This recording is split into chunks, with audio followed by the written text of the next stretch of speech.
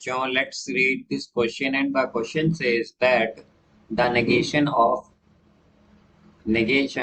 S or negation R and S is equivalent to. Now let's see the options. Option A, S or R or negation S. Option B, S and R. Option C, S and negation R. And option D, S and R and negation S. तो आइए बच्चों, इस question को यहाँ पर हम solve कर लेते हैं। इस क्वेश्चन में हमसे कहा गया है कि हमें बताना है कि नेगेशन एस और नेगेशन आर एंड एस क्या होगा।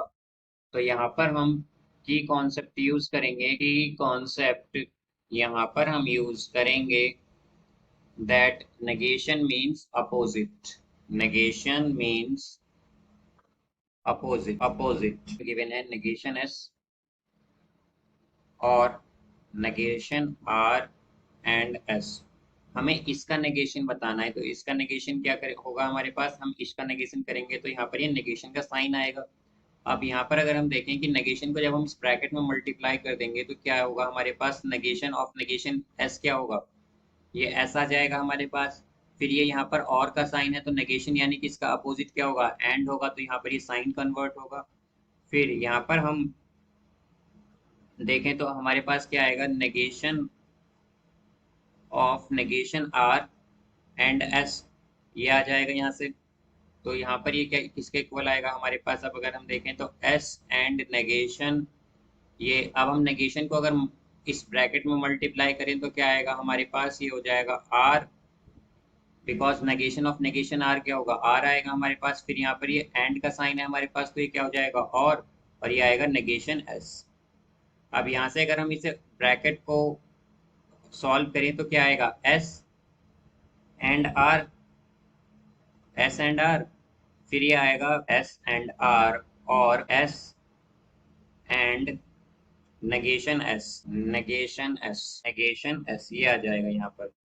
अब यहाँ पर जैसा कि हम जानते हैं कि एस एंड नेगेशन एस क्या होगा, ये हमारे पास फॉल्स आएगा।